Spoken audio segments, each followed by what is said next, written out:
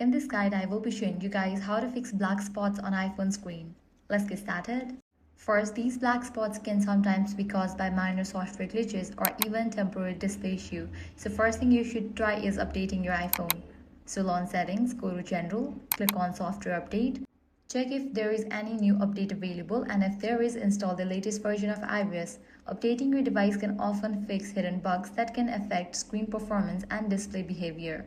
If updating does not resolve the issue, head back, scroll all the way down, click on shutdown. Sometimes a simple reboot can clear temporary system glitches that may be causing display problems.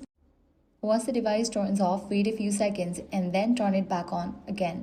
After restarting, check if the black spots are still there. If the problem continues, even after trying these steps, it may be related to hardware damage.